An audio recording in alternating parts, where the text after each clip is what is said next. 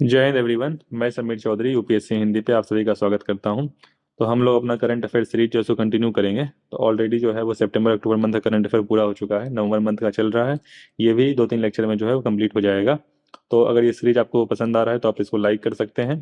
तो बाकी जो है आज हम लोग एनवायरमेंट सेक्शन डिस्कस करेंगे। तो एनवायरमेंट सेक्शन जो है थोड़ा सा लेंदी है, जिसको हम लोग 2-3 लेक्चर में कंप्लीट करेंगे। तो सबसे पहला टॉपिक जो है वो है COP27। तो COP27 जो है ये न्यूज में इसलिए आया क्योंकि हाल में इसकी मीटिंग हुई है, ठीक है। तो ये जो है UNFCC, United nation framework convention on climate change, जो कि रियो समिट, जो अर्थ समिट हुआ था रियो डी जेनेरियो में 1992 में, उसके अंदर जो है बेसिकली ये कन्वेंशन हुआ था। तो वहां से ये बॉडी बनी थी। इसके अलावा और दो बॉडी बनी थी, UNCVD और UNCCD, United Nation conference on biological diversity और United Nation convention on combat desertification. तो इन दोनों के बारे में हम लोग चर्चा कर चुके हैं कई बार, कभी आएगा फिर करेंगे। फिलहाल आज हम लोग इसके बारे में चर्चा करते हैं। तो ये जो समिट हुआ, सबसे पहली बात आपको ये पता होना चाहिए प्रीलिम्स के पॉइंट ऑफ व्यू से, चाहे यूपीएससी हो चाहे पीसीएस हो, कि भाई ये कहाँ पे हुआ। तो शर्म एल शेख, इजिप्ट, ठीक। तो यहाँ पे जो है ये कॉन्फ्रेंस हुआ, पहली बात। दूसरी बात, जब भी इस तरह के प्लेस जो होते हैं, कोई भी जगह जो होती है वो न्यूज में आती है, कहीं पे मीटिंग होता है, तो उसको जो है आपको मैप के पॉइंट ऑफ व्यू से पढ़ना होता है। मैप के पॉइंट ऑफ व्यू से कि इजिप्ट जो है, इजिप्ट कौन से कॉन्टिनेंट में आता है, ठीक है, उसके आसपास की कंट्री कौन सी है, क्या उसका बॉर्डर सी से लगता है नहीं लगता है। अब मैं जिम्मेदारी आपको देता हूं कि आप ध्यान से जो है इसको मैप के थ्रू इसको कवर करिए, ठीक। बाकी जो है मैंने कई बार बता भी रखा है। तो COP27 जो है ये UNFCC का इजिप्ट में हुआ, पहली बात शर्म एल शेख में। तो यहाँ पे अपने जो भी एनवायरमेंट मिनिस्टर है भूपेंद्र यादव, वो पार्टिसिपेट किए थे। तो वहाँ पे क्या गोल सबमिट किए गए, इससे इसके अलावा कौन कौन से कॉप हुए हैं।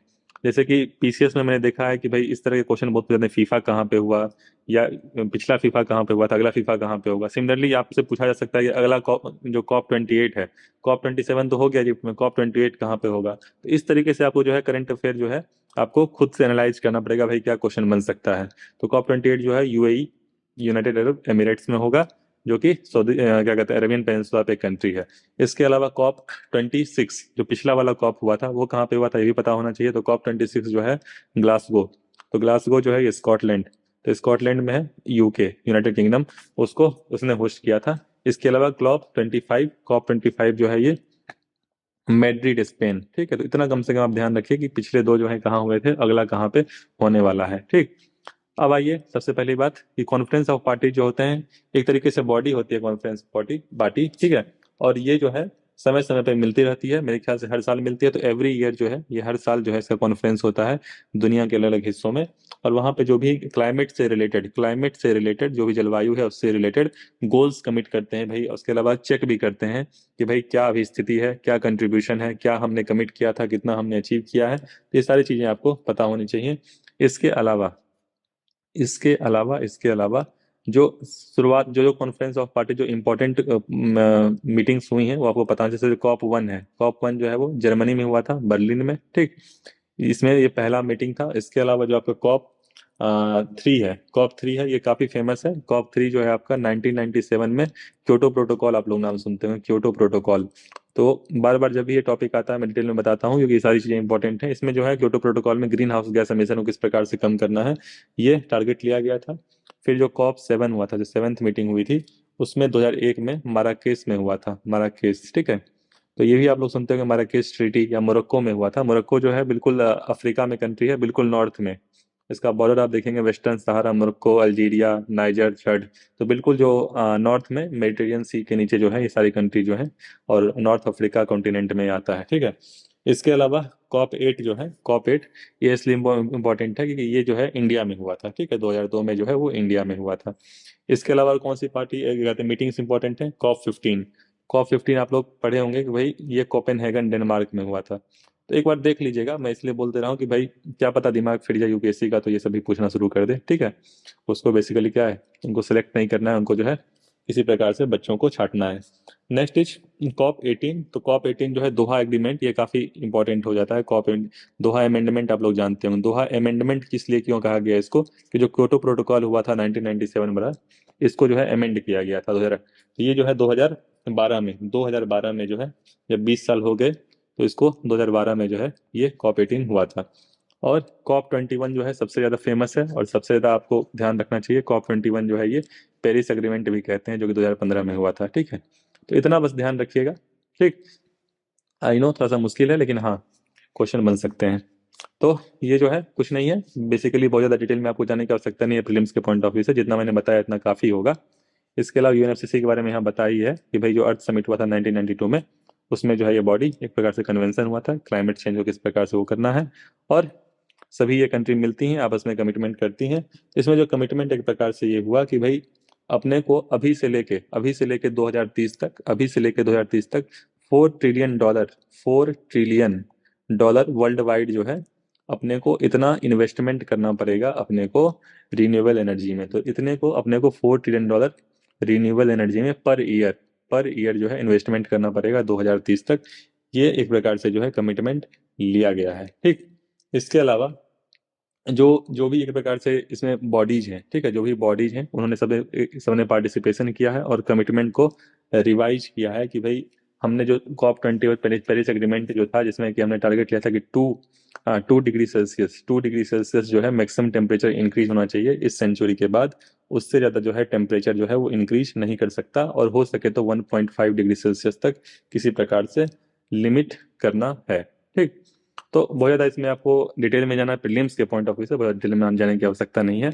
लेकिन हाँ, अगर बेसिकली आपको मेंस में जाना है तो आपको इन सभी टॉपिक्स को जो है ठीक से तैयार करना पड़ेगा, ठीक है।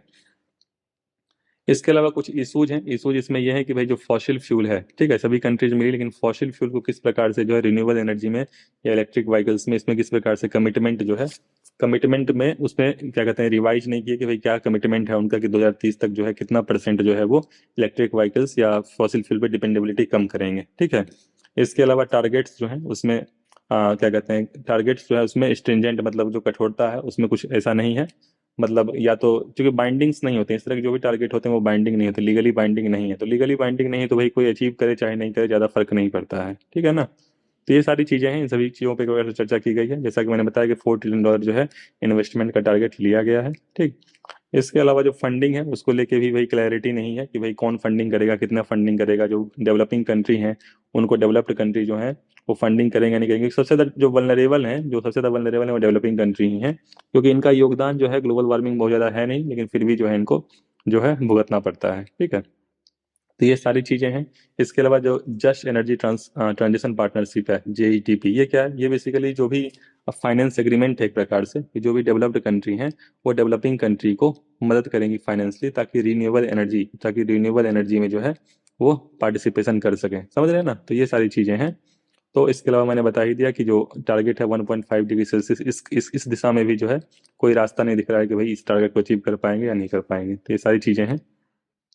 Next is climate finance. तो क्लाइमेट फाइनेंस को लेकर एक इशू है, जैसा कि एक बात तो मैंने बताया है कि दिया कि भाई 4 ट्रिलियन डॉलर जो है अपने को इन्वेस्टमेंट चाहिए 2030 तक हर साल, जो कि अपना शर्म एल शेख जो में इजिप्ट में जो हुआ है उसके हिसाब से। लेकिन उस दिशा में जो है फंडिंग का एक इशू है ही, और साथ साथ जो है डेवलप्ड कंट्री जो है वो डेवलपिंग कंट्री को उतना फंडिंग दे नहीं पा रही हैं, पहली बात है, ठीक है। इसके अलावा जो बॉडीज हैं, इस जैसे क्लाइमेट फाइनेंसिंग का जो टर्मिनोलॉजी यूज की है, क्लाइमेट फाइनेंस जो टॉपिक है, क्लाइमेट फाइनेंस का यही है कि भाई जो भी बॉडीज हैं, चाहे पब्लिक बॉडीज हो, प्राइवेट बॉडीज हो, सभी लोग लोकल हो नेशनल हो, सभी मिलकर किस प्रकार से क्लाइमेट की दिशा में क्लाइमेट चेंज को किस प्रकार से रोका जाए, उसमें जो फाइनेंसिंग है उसमें मदद की जाए। तो क्लाइमेट फाइनेंस जो ये टॉपिक है इसमें कुछ नहीं है बताने को, बस यही है कि भाई जो भी लोकल बॉडीज हैं, जो भी नेशनल बॉडीज हैं, जो भी प्राइवेट बॉडीज हैं, जो भी पब्लिक बॉडीज हैं, किसी प्रकार से जो है क्लाइमेट चेंज को रोकने के लिए उस दिशा में जो है फंडिंग की आवश्यकता है, तो उसमें किस प्रकार से जो है हेल्प कर सकें, डेवलपिंग कंट्री किस प्रकार से हेल्प कर सकें, रिन्यूएबल एनर्जी की टारगेट किस प्रकार से कर सकें। अब जैसे सीरिया है, अभी आप अभी जो आज में पढ़े होंगे भाई, सीरिया जो है बहुत ज़्यादा ऑलरेडी वल्नरेबल है, क्योंकि वहाँ पे मिलिटेंसी टेररिज्म ऑलरेडी यहाँ पे था। अब इस तरह की जो अर्थक्वेक आ गए, ठीक है, या सीरिया हुआ, टर्की हुआ, तो भाई क्या हुआ, उन सभी कंट्री पहले से वल्नरेबल थी, अब इसके बाद जो है ऑलरेडी जो है फिर से नेचुरल नेचुरल डिजास्टर की वजह से जो है फिर से जो है वो वल्नरेबल हो गई। तो अपने को किस प्रकार से जो है इन सभी चीज़ों में, चाहे कोई डिजास्टर हो कुछ हो, जो वल्नरेबल कंट्री हैं, डेवलपिंग कंट्री हैं, उनको हेल्प करें। और खैर खैर यहाँ पे क्लाइमेट चेंज की बात चल रही है, तो यहाँ पे जो है रिन्यूएबल एनर्जी प्रमोशन में, रिन्यूएबल एनर्जी के लिए, क्योंकि रिन्यूएबल एनर्जी करने के लिए मान लीजिए इलेक्ट्रिक व्हीकल ही अपने को बनाना है, ठीक है, इलेक्ट्रिक व्हीकल बनाना है, या मान लीजिए कि इथेनॉल ब्लेंडिंग करनी है, इन सभी चीज़ों के लिए जो है पैसे चाहिए होते हैं, फंडिंग चाहिए होता है, जो कि डेवलपिंग कंट्री के साथ इशू है, ठीक। नेक्स्ट इज जो बॉडीज हैं एक प्रकार से फंडिंग के लिए, ग्लोबल एनवायरनमेंट फैसिलिटी काफ़ी इंपॉर्टेंट बॉडी है, जो कि एक प्रकार से जो रियो समिट हुआ था ना 1992 में, तो उसके बाद ही जो है ये बॉडी बनी थी ग्लोबल एनवायरनमेंट फैसिलिटी। और ग्लोबल एनवायरनमेंट फैसिलिटी जो है ये मैनेज किसके द्वारा की जाती है, तो तीन जो बॉडी है, वर्ल्ड बैंक, ठीक है, तो World Bank, UNDP, United Nation Development Programme, और यूनाइटेड नेशन एनवायरनमेंट प्रोग्राम, तो ये तीनों जो है इसको मैनेज करती हैं। और कुछ 5 प्रोजेक्ट्स हैं जिन पे ये फंडिंग करती हैं, तो वो 5 प्रोजेक्ट्स कौन से हैं? सबसे पहली बात यूएनसीबीडी, जो कि जिसके बारे में मैंने आपको बताया, कन्वेंशन ऑन बायोलॉजिकल डाइवर्सिटी। इसके अलावा यूएनसीसीडी, तो UNCCD convention on to combat desertification. इसके अलावा यूएनएफसीसी, तो तीन तो यही कन्वेंशन है, इन तीनों में फंडिंग करती है ग्लोबल एनवायरनमेंट फैसिलिटी। और इसके अलावा Stockholm convention on persistent organic pollutant, तो स्टॉकहोम जो कन्वेंशन है इसके बारे में जानते ही होंगे। स्टॉकहोम कन्वेंशन ये बेसिकली किस पे है? पीओपी पे है, परसिस्टेंट ऑर्गेनिक पॉल्यूटेंट। ऐसे ऑर्गेनिक पॉल्यूटेंट जो कि एटमॉस्फेयर में परसिस्ट, मतलब लंबे समय तक रहते हैं। इसके अलावा मीना माटा, तो मीना माटा कन्वेंशन भी आप लोग जानते होंगे, ठीक है। मीना माटा कन्वेंशन किसके ऊपर है? मरकरी के ऊपर है, ठीक है। तो मरकरी जो है बॉडी के लिए बहुत ज़्यादा, मतलब बहुत ही हार्मफुल होता है, किसी प्रकार से थ्रू वाटर या किसी भी प्रकार से आपके बॉडी में चला जाए तो बहुत सारी समस्याएं हो सकती हैं। तो इनके लिए जो है फंडिंग करती है ग्लोबल एनवायरनमेंट फैसिलिटी, ठीक है। तो यही सभी बॉडीज हैं, इनको किस प्रकार से जो है फंडिंग मोबिलाइज करना है। जैसे यहाँ की ग्रीन क्लाइमेट फंड के तहत जो है डेवलप्ड कंट्रीज ने ये प्लेज मतलब उन्होंने कि भाई शपथ ली कि भाई इतना पैसा $100 बिलियन जो है हर साल हम देंगे डेवलपिंग कंट्री को। लेकिन जो है प्लेज तो ले लेते हैं, लेकिन भाई उसके फुलफिलमेंट जो है जब देने की बारी आती है तो फिर ये पीछे हट जाते हैं। तो ये सारी चीज़ें हैं। इसके अलावा एडेप्टेशन फंड जो है वो क्योटो प्रोटोकॉल के तहत जो है डेवलपिंग कंट्री को हेल्प करने के लिए, एडेप्टेशन फंड क्या है? डेवलपिंग कंट्री को हेल्प करने के लिए क्योटो प्रोटोकॉल के तहत कि भाई ग्रीन हाउस गैस एमिशन को किस प्रकार से कम करना है। तो क्लाइमेट फाइनेंस में यही है। नेक्स्ट है एडेप्टेशन गैप रिपोर्ट। अगर आप जो सारे के सारे रिपोर्ट का मैंने एक वीडियो भी बनाया था जिसमें सारे के सारे रिपोर्ट को कंपाइल किया था, तो वहाँ पे मैंने एडेप्टेशन गैप रिपोर्ट को ही कंपाइल किया था। इसके अलावा मैंने एक रिपोर्ट और किया था एमिशन गैप रिपोर्ट। तो एमिशन गैप रिपोर्ट हो, एडेप्टेशन गैप रिपोर्ट हो, ये दोनों क्या है? United Nation Environment Programme. तो ये जो एक बॉडी है यूनाइटेड नेशन की, वो रिलीज करती है। सबसे पहले आपको ये रिपोर्ट का नाम बिल्कुल ध्यान होना चाहिए, वहाँ मैंने बताया भी था कि भाई याद कर लीजिएगा। तो यूएनईपी के बारे में मैंने कई बार बताया है कि ये एक प्रकार से बॉडी है और 5 जून को ये स्टेब्लिश हुई थी, इसीलिए वर्ल्ड एनवायरनमेंट जो पर्यावरण दिवस हम लोग मनाते हैं, सेलिब्रेट करते हैं, वो 5 जून को मनाते हैं, ठीक है। तो इंटर गवर्नमेंटल ऑर्गेनाइजेशन है। और United Nation conference on environment development, UNCED, ठीक है। यूएनसीईडी जो है 1972 में हुआ था, और मेरे ख्याल से एक पहला समिट था जब एनवायरनमेंट सस्टेनेबिलिटी की बात की गई थी उस समय, ठीक है। 1900 मतलब 50 साल हो गए। तो उस समय जो है ऐसा इनिशिएटिव लिया गया, और इसका हेडक्वार्टर जो है वो नैरोबी केन्या, ये बिल्कुल पता होना चाहिए। और ये रिपोर्ट्स, एक तो adaptation gap report, emission gap report, इसके अलावा मेरे ख्याल से सैंड माइनिंग रिपोर्ट भी देता है। इसके अलावा global environment outlook report, triple emergency report, इन सभी का जैसे रिपोर्ट्स जो भी हैं मैंने काफ़ी कंपाइल कर दिया है। बाकी जो भी आपको एक्स्ट्रा दिखते हैं जो न्यूज में रहते हैं वो तो आपको पढ़ना ही है, ठीक है। तो बेसिकली जो है ये एडेप्टेशन गैप रिपोर्ट जो है इसने निकाला यूनाइटेड नेशन एनवायरनमेंट प्रोग्राम में। और इसमें जो है टारगेट्स देखा गया कि भाई जो टारगेट्स हैं कि कितना अपने को एमिशन कम करना है, समझ रहे ना, एमिशन के लिए सब कुछ कि भाई जो एनवायरनमेंट पोल्यूशन है, एमिशन है, उसको भाई कितना कम करना है, उस दिशा में क्या काम किया गया है, उसको एक प्रकार से क्या करता है, ये करता है। तो इसमें जो एडेप्टेशन के लिए प्रैक्टिस है कि भाई क्या क्या करना है, एडेप्टेशन का मतलब क्या क्या करना है अपने को। तो अपने को जो है एसडीजी पे ध्यान देना है, सस्टेनेबल डेवलपमेंट गोल है, जिसमें land sustainability, ocean sustainability, environment सभी के बारे में ध्यान देना है। इसके अलावा जो फीडबैक है, ठीक है, तो फीडबैक, लोगों का फीडबैक जो है वो भी लेते रहना है, क्या लर्निंग, क्या उसमें कमियां हैं उसको भी अपने को सीखना है, ठीक है। इसके अलावा इन्वेस्टमेंट इन कैपेबिलिटी, कैपेसिटी बिल्डिंग, तो अपने को इन्वेस्टमेंट भी करना है कि भाई लोगों की कैपेसिटी बिल्डिंग किस प्रकार से की जाए। मान लीजिए अर्थक्वेक आ गया, बाढ़ आ गया, सूखा आ गया, तो किस प्रकार से लोगों को निपटना है, ठीक है। तो ये सारी चीजें जो होती हैं एक प्रकार से, तो इसके अलावा जो लोकल कम्युनिटी है, लोकल कम्युनिटी जो होते हैं वो एनवायरनमेंट से ज़्यादा नज़दीक होते हैं। जो लोकल कम्युनिटी होते हैं, इंडिजिनस पीपल होते हैं, ट्राइबल पीपल होते हैं, ठीक है। तो उनको किस प्रकार से, चाहे वुमेन है, तो इन सभी का कुछ भी एनवायरनमेंट को लॉस होगा, कुछ भी बाढ़ सूखा कुछ भी आए, सबसे ज़्यादा इफेक्टेड भी यही लोग होते हैं, और यही लोग कंट्रीब्यूट भी कर सकते हैं। इनको किस प्रकार से जो है गोल्स के साथ अटैच किया जाए, ठीक है। तो ज़्यादा डिटेल में हमने आपको यूपीएस क्या कहते हैं प्रीलिम्स के पॉइंट ऑफ व्यू से, बस आपको रिपोर्ट का नाम पता होना चाहिए, थोड़ा बहुत यूएनईपी के बारे में पता होना चाहिए, तो काफ़ी होगा। Next is methane emission. तो मीथेन जो है एक प्रकार से ग्रीन हाउस गैस है। ग्रीन हाउस गैस में कई गैस आ जाते हैं, जैसे कि आपका CO2 जो है ये भी ग्रीन हाउस गैस ही है, आपका SF6 ये भी ग्रीन हाउस गैस है, आपका NO2 ये भी ग्रीन हाउस गैस है, ठीक है। तो सारे ग्रीन हाउस गैस हैं, CFC क्लोरोफ्लोरोकार्बन ये भी ग्रीन हाउस गैस है। तो ग्रीन हाउस गैस सारी की सारी हो जाती हैं। तो एक प्रकार से ग्रीन हाउस गैस वो गैस होती हैं जिनका ग्लोबल वार्मिंग इफेक्ट भी एक प्रकार से होता है कि एटमॉस्फेयर में रिलीज होती हैं, जो लंबे समय तक एटमॉस्फेयर में रहती हैं, और उनका जो है एटमॉस्फेयर पे वार्मिंग इम्पैक्ट होता है। मतलब जैसे सन की रेज आती है ना, जैसे सूर्य की किरणें आती हैं, तो ग्रीन हाउस गैस क्या करती हैं, इनकी किरणों को जो है एब्जॉर्ब कर लेते हैं, मतलब इनकी हीट को एब्जॉर्ब कर लेते हैं। किरणों क्या एब्जॉर्ब, किरण तो हीट को एब्जॉर्ब कर लेती हैं, ठीक है, जो भी सन रेज में जो हीट होता है वो एब्जॉर्ब कर लेती हैं, और वापस जो है एक प्रकार से वापस जो एटमॉस्फेयर में नहीं जाता है। एक प्रकार से जो एटमॉस्फेयर है, अर्थ का जो क्लोज एटमॉस्फेयर है, मान लीजिए ट्रोपोस्फेयर है, तो उसमें जो है कंटेन रख लेती है, उस हीट को जो है कंटेन कर लेती है। उससे क्या होता है, वार्मिंग इफेक्ट आता है, ठीक है। तो ऐसा देखा गया कि भाई ग्लोबल वार्मिंग है काफी ज्यादा। अगर आप लास्ट के 100 साल का डाटा देखा जाए, लास्ट के 100 साल का, तो ऑलमोस्ट जो है 1.1 डिग्री सेल्सियस, 1.1 डिग्री सेल्सियस समझ रहे हैं, हर 10 साल पे, मतलब हर डिकेड पे जो है 0.1 डिग्री सेल्सियस जो है टेम्परेचर राइज हो रहा है। तो पेरिस एग्रीमेंट अपना यही कहता है कि भाई अपने को 1.5 डिग्री सेल्सियस जो है प्री इंडस्ट्रियल लेवल तो इससे भी पहले हो गया, तब से जो है 1.5 डिग्री सेल्सियस कंटेन करना है। तो बहुत ही मुश्किल टारगेट है। मुझे नहीं लगता है कि भाई जिस दिशा में हम लोग काम कर रहे हैं अचीव होने वाला है। तो भाई जो ग्रीन हाउस गैस एमिशन है, इसमें से मीथेन है। तो इसमें एक रिपोर्ट रिलीज किया, किसने रिपोर्ट रिलीज किया, सीसीएसी। तो सीसीएसी है Climate and Clean Air Coalition, एक बॉडी है जिसमें गवर्नमेंट भी है, इंटर गवर्नमेंटल ऑर्गेनाइजेशन है, बिजनेस जो भी प्राइवेट फर्म्स हैं वो भी है। इसके अलावा यूएनईपी, इन दोनों ने मिलकर रिपोर्ट किया। सबसे पहले आपको रिपोर्ट का नाम पता होना चाहिए, किसने रिलीज किया ये पता होना चाहिए, ठीक है। दो चीजें तो आपको पहली बात पता होनी चाहिए। इसके अलावा जो मीथेन है इसके बारे में जानिए कि मीथेन नेचुरल गैस है, ठीक है। जैसे कॉम्प्रेस्ड नेचुरल सीएनजी, सीएनजी हम लोग यूज करते हैं कॉम्प्रेस्ड नेचुरल गैस, जो व्हीकल में हम लोग फ्यूल की तरह यूज करते हैं। इसमें ऑलमोस्ट 90% जो होता है वो मीथेन ही होता है, ठीक है। तो ये जो होता था क्लीन फ्यूल होता है। इसके अलावा जो आपका जो एलपीजी यूज होता है, एलपीजी में जो है ब्यूटेन ब्यूटेन और प्रोपेन यूज होता है। तो एक प्रकार से जो कार्बन हाइड्रोकार्बन्स के वो है। तो ये जो है मीथेन मीथेन जो है ये नेचुरल गैस है, और ये जो है सीएनजी में यूज होता है। और इसमें लिखा हुआ है कि ऑलमोस्ट 25% जो भी ग्लोबल वार्मिंग होती है उसके लिए रिस्पॉन्सिबल है मीथेन, ठीक है। तो मीथेन जैसे एग्रीकल्चर, इसका सोर्स क्या है, एग्रीकल्चर। तो एग्रीकल्चर जो है इसका एक सोर्स है। इसके अलावा फॉसिल फ्यूल, जो फॉसिल फ्यूल हम लोग यूज करते हैं, एक प्रकार से फ्यूल जो यूज करते हैं अपनी गाड़ियों में, ठीक है। इसके अलावा वेस्ट, तो वेस्ट में जैसे मान लीजिए कि जो भी बायोडिग्रेडेबल वेस्ट होते हैं, गोबर हो गया या जो भी एनिमल वेस्ट हो गया। इसके अलावा जो हम लोग के जो घरों के कचरे होते हैं, समझ रहे हैं ना, बायोडिग्रेडेबल वेस्ट जो कि म्युनिसिपल अथॉरिटी जो इकट्ठा करती है। तो ये सभी जो है एक प्रकार से इससे जो है मीथेन गैस, इनको ठीक से ट्रीट नहीं किया जाए तो मीथेन गैस जो है एटमॉस्फेयर में रिलीज करती है, ठीक है। एग्रीकल्चर में जो है पैडी, एग्रीकल्चर जैसे मान लीजिए कि धान होता है, ठीक है। तो हम लोग जो कृषि प्रधान क्षेत्र अगर देखा जाए, नॉर्थ इंडिया में खासकर देखा जाए, पंजाब, हरियाणा, यूपी, बिहार, तो इसमें जो है जो खरीफ वाला सीजन होता है इसमें जो है पैडी का ठीक ठाक उत्पादन होता है, जिसकी वजह से जो है उसमें जैसे हम लोग शुरुआती में जो ट्रांसप्लांटिंग करते हैं ना पैडी का, ठीक है, पैडी का नर्सरी नर्सरी लगाते हैं, उसका ट्रांसप्लांटिंग करते हैं।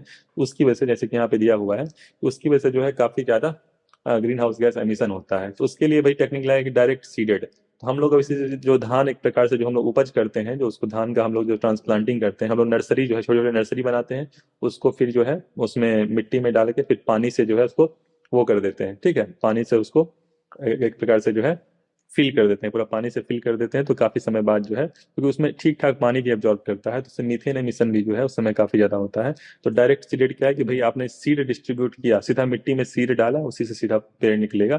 तो ये इंडिया का ट्रेडिशनल टेक्निक है जो मैं बता रहा था। और इस टेक्निक पे जो है अब धीरे धीरे हो सकता है ध्यान दिया जाए कि इससे जो है कम ग्रीन हाउस गैस एमिशन होगा। इसके अलावा क्रॉप डाइवर्सिफिकेशन, हम लोग जो है पैडी, जैसा कि मैंने बताया, इस पे काफी ज्यादा डिपेंडेंट है, खासकर खरीफ सीजन में सिर्फ और सिर्फ पैडी ही हम लोग उपज करते हैं। तो इसके अलावा जैसे जो भी लेगुमिनस क्रॉप्स जैसे पल्सेज हो गए, ऑयल सीड्स हो गए, मेज, कॉटन, इनके ऊपर भी ध्यान दे सकते हैं। इसके अलावा गोबर, तो गोवर्धन क्या है, गोवर्धन के बारे में मैंने कई बार बता दिया है, सतत स्कीम गोवर्धन। इसमें जो भी बायोडिग्रेडेबल वेस्ट होते हैं, मतलब एनिमल वेस्ट जो भी होते हैं, उनको किस प्रकार से जो है एनर्जी में, मतलब बायो गैस में जो है वो करना है, कन्वर्ट करना है, ताकि वो क्लीन एनर्जी बन सके। इसके अलावा इंडिया जीएजी प्रोग्राम, तो ग्रीन हाउस गैस एमिशन कैसे कम करना है। तो मीथेन के बारे में जितना था आपको पता होना चाहिए। इंडिया टॉप 5 में है अगर एमीटर में देखा जाए मीथेन में, तो आपको ये बात भी पता होना चाहिए। कलरलेस ऑर्डरलेस, ये बात बिल्कुल ध्यान रखिएगा भाई, कलरलेस है और ऑर्डरलेस है, ठीक है। जैसे अमोनिया होता है, अमोनिया के मेरे ख्याल से कलरलेस तो होता है, लेकिन इसमें ऑर्डर होता है, स्मेल जो है ये स्मेल करता है, ठीक है। लेकिन जो मीथेन है ये कलरलेस और ऑर्डरलेस होता है, ठीक है। तो ऑर्डरलेस मतलब कि भाई इसमें स्मेल नहीं आता है, ठीक है, मतलब आपको पता नहीं चलेगा आसपास मीथेन है, ठीक। इसके अलावा जो भी ट्रोपोस्फेरिक ओजोन होता है, तो ओजोन जैसे देखा जाए, जैसे सबसे नीचे जो होता है ट्रोपोस्फेयर होता है, ट्रोपो, उसके ऊपर क्या होता है स्ट्रेटोस्फेयर, फिर क्या होता है मीजोस्फेयर, ठीक है। फिर क्या होता है थर्मोस्फेयर, और उससे ज्यादा एक्जोस्फेयर, ठीक है। तो थर्मोस्फेयर और फिर एक्जोस्फेयर। तो एक्जोस्फेयर और मेजोस्फेयर के पार्ट को जो है इसको आयनोस्फेयर भी कहते हैं, ठीक है। तो जो अपना ट्रोपोस्फेयर होता है इसमें जो ओजोन फॉर्मेशन होता है वो अपने लिए सही नहीं होता है, लेकिन जो स्ट्रेटोस्फेयर होता है उसके लिए चूंकि क्या कहते हैं उसमें जो ओजोन होता है, ओजोन लेयर होता है, वो तो काफी ज्यादा हेल्पफुल होता है, जो अल्ट्रावायलेट रेड होती हैं उसको एक प्रकार से एब्जॉर्ब करता है या रिफ्लेक्ट करता है। लेकिन जो ट्रोपोस्फेयर में जो ओजोन फॉर्मेशन हो जाती है वो बिल्कुल ही एक प्रकार से क्या है, पॉल्यूटेंट है, ठीक है, पॉल्यूटेंट है। तो यहाँ पे जो है भाई ओजोन फॉर्मेशन में इसका योगदान है। इसके अलावा जो सबसे इंपॉर्टेंट बात आपको पता होना चाहिए, global warming potential. Global warming potential पता होना चाहिए कि सबसे जो कम होता है CO2, इसका मान लिया अगर हम ग्लोबल वार्मिंग पोटेंशियल 1 है, तो इससे ज्यादा किसका होता है, मीथेन का ग्लोबल वार्मिंग पोटेंशियल जो होता है वो CO2 से ज्यादा होता है, ठीक है। ऑलमोस्ट जो है यहाँ पे दिया हुआ है मेरे ख्याल से, ऑलमोस्ट जो है 80 टाइम्स होता है, ठीक है। नेक्स्ट इज मीथेन से ज्यादा किसका होता है, NO2, नाइट्रस ऑक्साइड कहते हैं NO2, ठीक है। नाइट्रस ऑक्साइड N2O हो जाएगा, सॉरी, ठीक है। इसके अलावा HFC जो है हाइड्रोफ्लोरोकार्बन, ठीक। इसके ऊपर PFC, पर फ्लोरोकार्बन, ठीक। फिर SF6 हो जाएगा सल्फर हेक्साफ्लोराइड, ठीक है। और इससे भी ज्यादा किसका हो जाएगा, CFC, क्लोरोफ्लोरोकार्बन। ये जो है सीक्वेंस याद रखिएगा ग्लोबल वार्मिंग पोटेंशियल का, मतलब कौन जो है सबसे ज्यादा जो है ग्लोबल वार्मिंग पोटेंशियल इनकी होती है। लेकिन ये सभी जो गैस होते हैं इनका मेरे ख्याल से जो है एटमॉस्फेरिक लाइफ टाइम कम होता है, इसलिए जो है बेसिकली इनका या अमाउंट कम होता है, या ऐसा होता है इनका अमाउंट कम होता है इन कंपेरिजन टू CO2। तो CO2 जो है इसका अमाउंट काफी ज्यादा होता है इन एटमॉस्फेयर, तो ये एक इशू हो सकता है। Next is carbon capture utilisation storage. तो कार्बन कैप्चर यूटिलाइजेशन स्टोरेज सामान्य भाषा में कहें, पहली बात इसमें रिपोर्ट जो है नीति आयोग ने रिलीज किया। नीति आयोग के बारे में डिटेल से बताए थे पिछले लेक्चर में कि नीति आयोग जो है एक प्रकार से प्लानिंग कमीशन को रिप्लेस किया गया था और बॉडी बनाई गई थी कोऑपरेटिव फेडरलिज्म के लिए। खैर उस पर चर्चा नहीं करेंगे। तो कार्बन कैप्चर यूटिलाइजेशन स्टोरेज पे एक इसने रिपोर्ट जारी किया, CCUS, ठीक है, कि भाई किस प्रकार से जो है रिसर्च डेवलपमेंट बढ़ाया जाए CCUS में। अब इसको बहुत ही आसान तरीके से अगर बोला जाए कार्बन कैप्चर यूटिलाइजेशन सर्विस, तो नाम देखिए, सबसे बोल रहा है कार्बन कैप्चर। कार्बन कैप्चर का क्या मतलब है कि जो भी सोर्सेज होते हैं, मान लीजिए कोई स्टील प्लांट है या कोई स्टील प्लांट है, कोई कोल प्लांट है, ठीक है, कोई कोल प्लांट है और इसके अलावा ढेर सारे प्लांट्स होते हैं जहां से प्रकार से कार्बन डाइऑक्साइड का, या पावर प्लांट, थर्मल प्लांट मान लीजिए, ठीक है, जहां से CO2 एमिट हो रहा है। तो CO2 एमिट हो रहा है तो यहाँ से क्या होगा, CO2 को कैप्चर किया जाएगा। कैप्चर मान लीजिए कुछ पाइप के थ्रू कैप्चर कर लिया, ये पाइप हुआ, इससे CO2 जो है कैप्चर कर लिया, ठीक है। अब इस पाइप से जाके कैप्चर को क्या हुआ, फिर कैप्चर यूटिलाइजेशन स्टोरेज, ठीक है। अब इसको जो है बेसिकली जाके कहीं अंडरग्राउंड जो है इस गैस को स्टोर कर लिया जाएगा। और प्रीफरेबली कहाँ पे स्टोर किया जाएगा, जहाँ भी जो है जो फॉसिल फ्यूल्स के सोर्सेज होते हैं वहां पे स्टोर किया जाएगा, या सी में जो है स्टोरेज किया जा सकता है। तो अगर आपको नेचुरल स्टोरेज पता हो, अगर वो पता, ऐसा क्यों किया जा रहा है कि भाई एटमॉस्फेयर में जो कार्बन डाइऑक्साइड की मात्रा है जो ग्लोबल वार्मिंग कर रहे हैं उसको किस प्रकार से कम किया जाए, उसके लिए किया जा रहा है, ठीक है। कि भाई जो भी जहां से भी CO2 एमिट हो रहा है उसको जो है एक प्रकार से जो है कैप्चर करके स्टोर कर लिया जाए, ठीक है। और बेसिकली इसका यूज है, कैप्चर करने के बाद इसका यूज भी हो सकता है फायर एक्सटिंग्विशर, जो हम लोग आग बुझाने के लिए यूज करते हैं, फार्मा में, फूड एंड बेवरेज में हम लोग यूज कर सकते हैं, एग्रीकल्चर सेक्टर में यूज कर सकते हैं, या कुछ हम लोग फ्यूल बनाने के लिए मीथेन, मिथेनॉल, रेफ्रिजरेंट्स, इन सभी चीजों में भी हम यूज कर सकते हैं। तो ये सबसे पहली बात, कार्बन कैप्चर यूटिलाइजेशन स्टोरेज, इसका मतलब आपको समझ में आ गया। और ऐसी बात नहीं है, ये जो है आर्टिफिशियल टेक्निक है, मतलब हम जानबूझ के जो है स्टोर कर रहे हैं कार्बन डाइऑक्साइड को जो है कहीं से। लेकिन नेचुरली भी होता है। नेचुरली कैसे होता है आप लोग सब जानते हैं, जो ट्री होते हैं, ठीक है, जो ट्री होते हैं ये फोटोसिंथेसिस के थ्रू जो है, फोटोसिंथेसिस आप लोग जानते हैं कि भाई CO2 को एक प्रकार से जो है एब्जॉर्ब करते हैं और अपने एक प्रकार से जो भी है फोटोसिंथेसिस की प्रक्रिया होती है, ऑक्सीजन रिलीज करते हैं। तो इसमें क्या करते हैं, कार्बन कैप्चर करते हैं। अब ये कार्बन जो है ये भी ट्रीज जो होते हैं, पेड़ पौधे होते हैं, ये भी कैप्चर करते हैं। तब जब तक हम लोग जो पेड़ है उसको काट कर जब तक हम लोग जलाए नहीं, फिर से तब तक जो है एटमॉस्फेयर में वो कार्बन जो है रिलीज नहीं होता है, ठीक है। तो ये कार्बन स्टोरेज का काम ट्री भी करते हैं। सबसे ज्यादा कौन करता है कार्बन स्टोरेज, ओशियन। जो ओशियन होता है, समुद्र होता है, वो भी करता है। कैसे करता है कि ओशियन जो है सिर्फ पानी थोड़े ना है, ओशियन में जो है ढेर सारे जो है स्पीसीज हैं, ओशियन में जो है ढेर सारे कोरल्स हैं, कोरल रीफ्स हैं, वेजिटेशन है, ठीक है। तो वो भी जो है एक प्रकार से जो है कार्बन स्टोरेज का काम करते हैं। तो आपको पता होना चाहिए, ज्यादा इसमें डिटेल नहीं, बस आपको ये टर्मिनोलॉजी का मतलब पता चाहिए। इसको लेकर नीति आयोग ने रिपोर्ट निकाला और इसका क्या क्या यूज हो सकता है स्टोरेज करके, इसको हम क्या क्या इसका यूज कर सकते हैं उसके लिए जो है बेसिकली है। लेकिन इसमें कुछ समस्याएं ये हैं जो कार्बन ये है। सबसे पहले बात थोड़ा सा देख लेते हैं क्या समस्या है, कि India is third largest emitter of CO2 in the world. तो इंडिया जो है वर्ल्ड का थर्ड लार्जेस्ट CO2 है, सबसे ज़्यादा चाइना है और US है। ये अमाउंट की बात हो रही है, अगर अमाउंट की बात हो कितना CO2 एमिट हो रहा है, लेकिन लेकिन अगर पर कैपिटा की बात हो कि भाई एक व्यक्ति कितना कर रहा है, तो उसमें इंडिया जो है वर्ल्ड एवरेज से कम है, इंडिया वर्ल्ड एवरेज से भी कम है पर कैपिटा में। लेकिन जब टोटल टोटल अमाउंट की बात जब हो रही है, टोटल अमाउंट में जो है इंडिया थर्ड नंबर पे है। ये पॉइंट बिल्कुल ध्यान रखिएगा। ठीक। इसके अलावा इंडिया ने कमिट किया है कि भाई 2050 तक जो है 50% कम करना है जो भी एमिशन है, ठीक है, और 2070 तक इंडिया को जीरो करना है। तो ये टारगेट ध्यान रखिएगा इंडिया का। सबसे पहली बात, कहीं भी आप आंसर राइटिंग में भी कोट कर सकते हैं। लेकिन कंसर्न्स क्या है? कंसर्न ये है कि भाई हाई कॉस्ट। अब इंडिया जैसी कंट्री में, किसी भी डेवलपिंग कंट्री में जो है इस तरह का सिस्टम बनाने के लिए भाई जहाँ भी एमिट हो रहा है उसको कैप्चर किया जाए, स्टोर किया जाए, उसके लिए पूरा पाइपलाइन सिस्टम बनाना पड़ेगा, पाइपलाइन बनानी पड़ेगी। तो ढेर सारा सिस्टम हाई कॉस्ट है, मेंटेनेंस कॉस्ट काफ़ी ज़्यादा है। इसके अलावा स्टोरेज कैपेसिटी की अगर बात की जाए, स्टोरेज, तो भाई स्टोरेज मान लीजिए कि कुछ नीचे अर्थक्वेक आ गया, कुछ टेक्टोनिक एक्टिविटी हो गई, ठीक है, तो उससे क्या हो सकता है, वो फिर पाइपलाइन लीक हो सकती है, फिर वापस एटमॉस्फेयर में जो है कार्बन डाइऑक्साइड जो है रिलीज हो जाएगा। तो इन सारी चीज़ों को अपने को ध्यान देना पड़ेगा। नेक्स्ट टॉपिक जो है dynamic ground water resource assessment. कुछ नहीं आपको ध्यान रखना है इस टॉपिक में। सबसे पहली बात, ग्राउंड वाटर को लेके जो भूजल होता है उसके लेके ये रिपोर्ट जारी हुआ, यूनियन मिनिस्ट्री ऑफ जल शक्ति, ये रिपोर्ट जारी किया गया। ठीक, पहली बात आपको ये ध्यान रखिएगा। ठीक, तो उसमें बेसिकली आपको पता भी होगा कि इंडिया जो है नंबर 1 है ग्राउंड वाटर एक्सट्रैक्शन में। तो इंडिया जो है जम के जो है पानी ग्राउंड वाटर निकाल रहा है, उसको एक्सप्लॉइट कर रहा है, जिसकी समस्या आने वाले समय में होने वाली है। ठीक, तो इसमें जो है जो भी एक प्रकार से जो ओवर एक्सप्लॉइटेड स्टेट्स हैं, जैसे कि पंजाब, राजस्थान,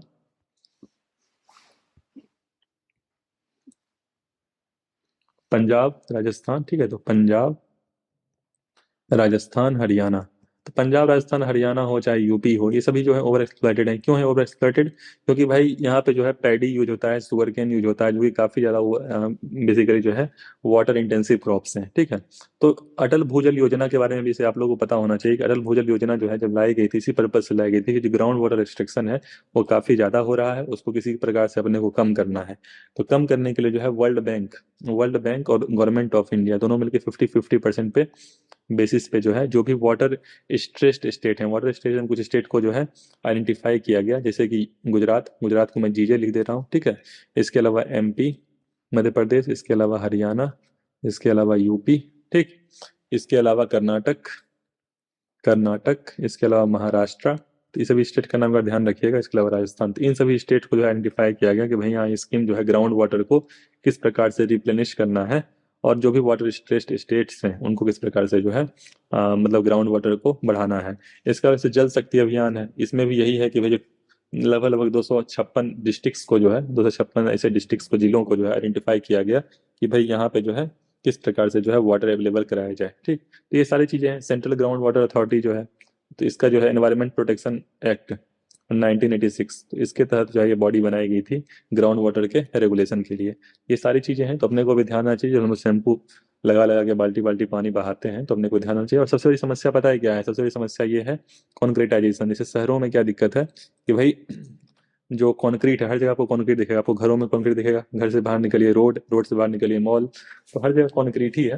तो भाई ग्राउंड वाटर कहाँ से, मतलब बारिश हो भी रहा है तो उसको रिचार्ज के लिए जगह ही नहीं मिल रहा है, वो नालों के थ्रू जो है फिर लेक में चला जा रहा है, कहीं चला जा रहा है, तो डायरेक्टली जो है रिचार्ज नहीं हो रहा है, रिचार्ज होने में बहुत समय लग जा रहा है। तो ये सारे इशूज हैं जिस पर ध्यान दिया जाना चाहिए। ठीक है,